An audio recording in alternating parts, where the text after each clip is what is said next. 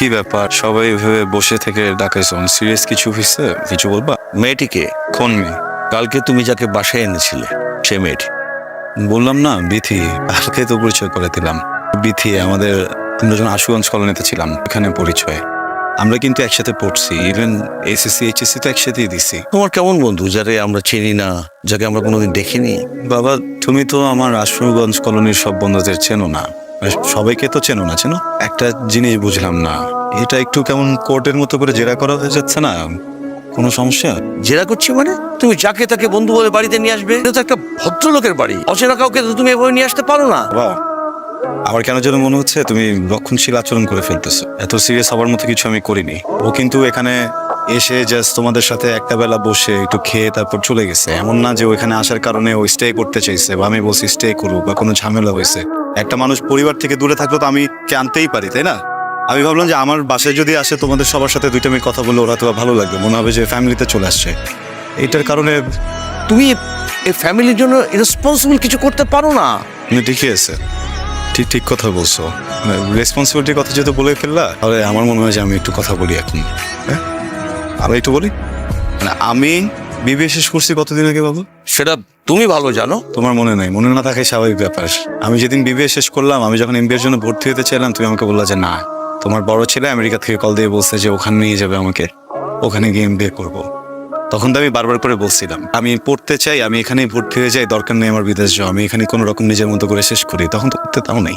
আমি যদি তোমার বড় ছেলে কেন আমাকে এখন পর্যন্ত নিল না সেই কথার জন্য এমবিএ শেষ করতে না পারি, এটার জন্য আমি রেসপন্সিবল বাবা। করিনি, কল করবে নিশ্চয়ই, কল করে ব্যবস্থা করতে মানে ব্যবস্থা করে তোমার। আর ব্যবসা? তোমরা বললো আমাকে ব্যবসা করার জন্য, আমি সেটা তো রাজি হলাম। কই, তুমি তো টাকা পয়সা কিছু দিলা না। তুমি তো আমাকে আর ওই আমার ওই পুঁজিটা দিলা না যেটা দিয়ে আমি ব্যবসাটা শুরু করবো। ব্যবসা তো আমার প্ল্যানের ভিতরেই ছিল না। তোমরা বললা না প্ল্যান করে ব্যবসা করো, এবার কি হলো? হ্যাঁ, আর আমার বোনের হাজব্যান্ড আমাকে ফোন দিয়ে বলে শালা বাবু তুমি কোনো কিছুই করো না, আমার মতো চাকরি করবো, আমি সবকিছু করে দিচ্ছি। আজকে ওখানে 2টা বছর হয়ে গেল, সে কিন্তু একটা বার আমাকে ফোন দিয়ে বলে নাই। ফোন দিছে?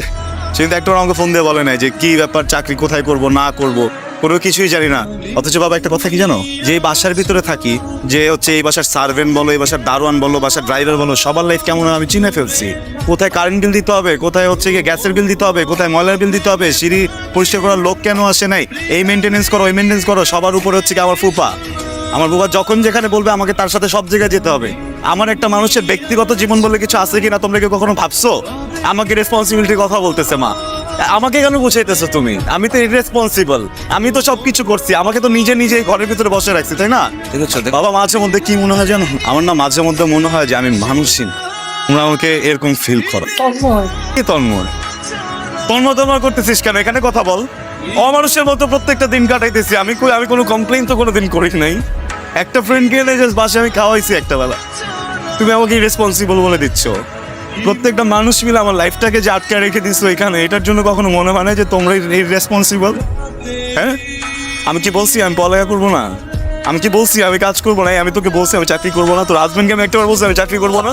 বাবা তুমি আন্দাজে এগুলো কথা শুনতে নেই। বাড়ির ছেলে একটু চুপ, বাড়ির ছেলে কাজগুলো করবে না?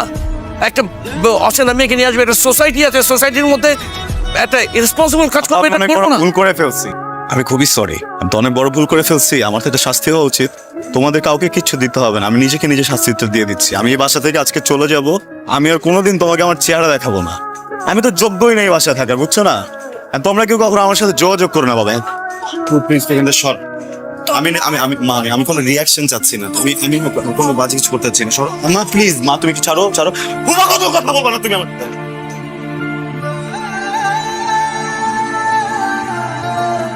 আপা তোমার তো আপনাকে বারবার বলছে ওর বন্ধুর কথা, তুমি কোনো কারণ ছাড়া তুমি রিঅ্যাক্ট করে বসছো।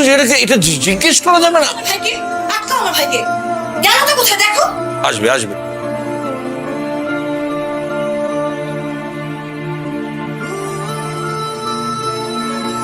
কি খোঁজ পাইছো? হারুন খোঁজ পায় নাই?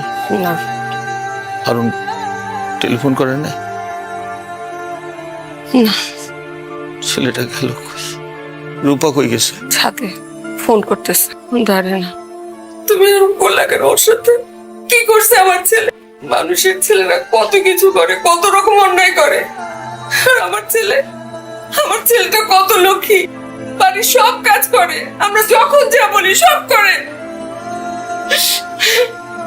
সামান্য একটা কারণে একেবারে জেলে বসায় দিল। আর সত্যি করে বলো তো, আমরা কি করছি ওর জন্য? কি করছি? তুমি কি করছো ওর জন্য? ব্যবসা করতে চাইলো, টাকা দিলা না। কতবার করে বললাম কিছু টাকা দাও, ও ব্যবসা করুক, পড়াশোনা করতে দিলা না। তোমার বড় ছেলে তারে বিদেশে নিয়ে যাবে, কোনো খবরই নেই তার 2 বছর ধরে। মেয়ের জামাইও কোনো খবর নিতেছে না। ছেলেটারে কিচ্ছু করতে দিলাম না আমরা। আর সামান্য একটা কি করলো, তার কারণে তাকে কত বড় একটা জেরা করে একেবারে অপমান করে দিল সবার সামনে।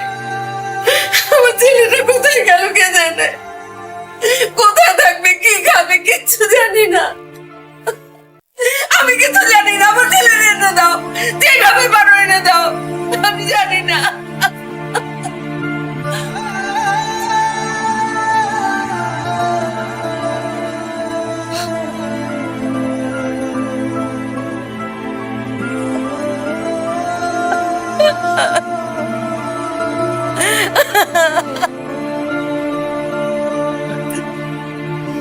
এতে আমার মাফ করে দিস। আমি তোর জন্য আর কিছু করতে পারবো? দেখ, তোর এখন একটা থাকার জায়গা হয়েছে, একটা জব হয়েছে, তুই না কোনো না কোনো সার্ভাইভ করে যাবি, বুঝছিস? সমস্যা হবে না।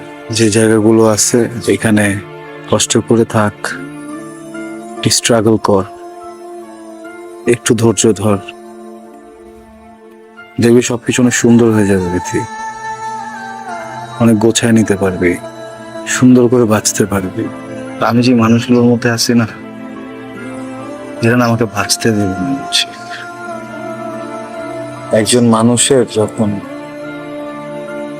নিজেকে মানুষই না মনে হয়, এটা যে কতটা খারাপ লাগে তুই বুঝবি না। তুই বাড়ি ছাড়ছিলি কেন বাচ্চার জন্য? হ্যাঁ,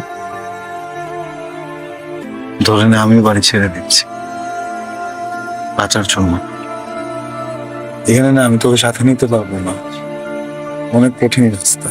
ভালো থাকিস, নিজের যত্ন নিস। আমি আসি বিথি, ভালো থাকিস। তন্ময়, তুই চলে গেলে আমি কার ভরসা থাকবো? এখানে তো আমার স্ত্রী ছাড়া কেউ নাই, কার ভরসা থাকবো?